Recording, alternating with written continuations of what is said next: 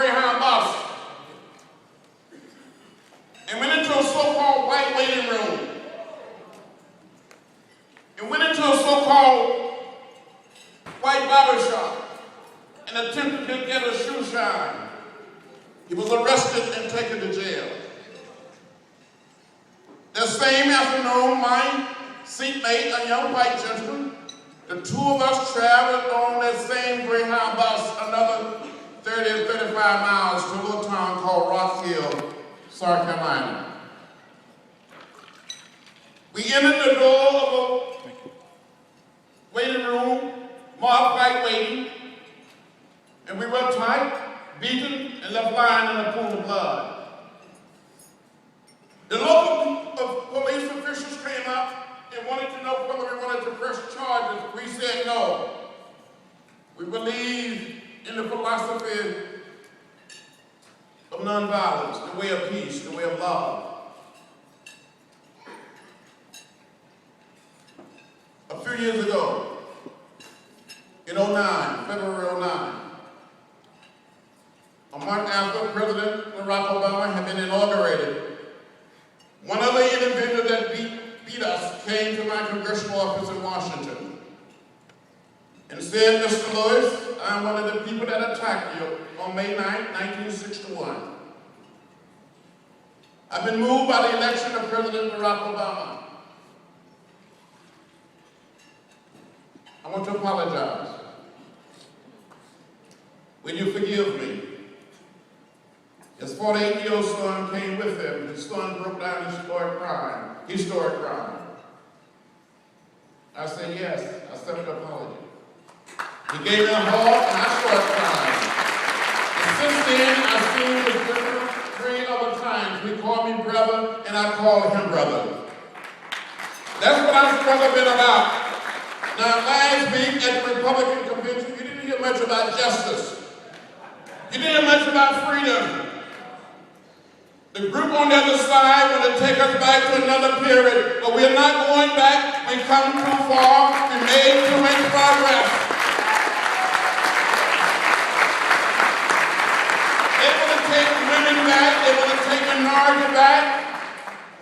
They want to take gay people back. But no government, state or federal, should tell a woman what she can or cannot do with her body.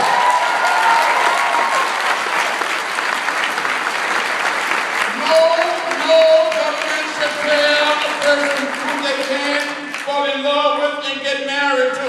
No government.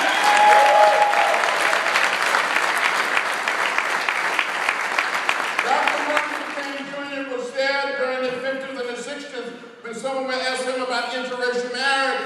He would say, racists don't fall in love and get married. Individuals fall in love and get married. Individuals. So if 2 guys and 2 young women want to fall in love and get married, is that business? It's better to love than to hate.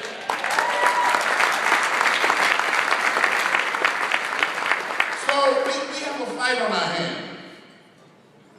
But don't be afraid to fight the good fight. Don't be afraid to stand up. Speak up and speak out. You can do it. You've done it before. We've come so far. But it's been an ongoing struggle. And we know what it is to struggle. We must do our part to redeem the soul of America, to help humanize our country. What is it? It's something in the water that we drink. Is it in the food we eat? Is it in the air we breathe? Why are we being so mean to each other? Can we come to that point where we can say, excuse me? I'm sorry? Can we believe we have to take our message all across America? That's what we did during the 1960s, and that's what we must do again. Take our message of hope, of peace, and love all across America. We can do it, and we must do it.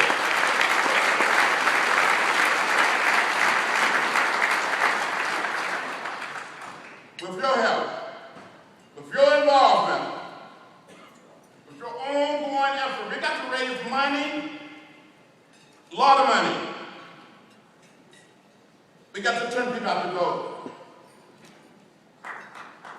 But I have not seen anything like this. They're trying to steal this election before it even takes place. They're trying to make it hard and difficult for people to register to vote. Thank you. For people to cast a vote. That is shameful. That is a disgrace. People that I knew, young people, died for the right to vote. 3 young men that I knew. In June of 1964, Andy Goodman, Mika Shannon, and James Shaney were beaten, shot, and killed in Mississippi. And now they're telling us that you need a voter ID. You cannot participate in early voting.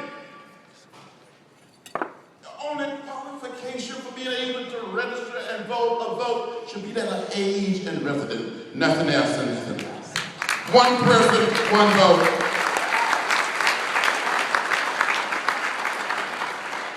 Sometimes I think as Democrats, we're just too quiet.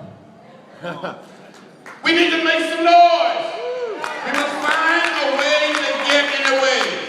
We need to find a way to get in trouble, good trouble. When I was growing up in rural Alabama in the 40s and 50s, and I asked my mother, my father, my grandparents, my great-grandparents about those signs that said white men, colored men, white women, colored women, white women, colored women. They would say, that's the way it is.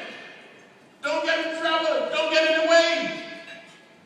But Rosa Parks, Martin Luther King Jr., and others inspired me to get in the way, to get in trouble. And for more than 50 years, I've been trying to get in good trouble, necessary trouble. It's time for Democrats to get in trouble. When we leave Charlotte on Thursday night or Friday morning, we must go all across America and win this election. Not just for ourselves, but for our children and their children. And for generations unborn, we must do it. The other cry is a little mean. I think some of them go to bed mean, they dream mean, and they get up mean. We have to teach them a lesson. That this is not the America that we want. We want a better America. So don't give up. Don't give in. Don't get lost in the sea of despair.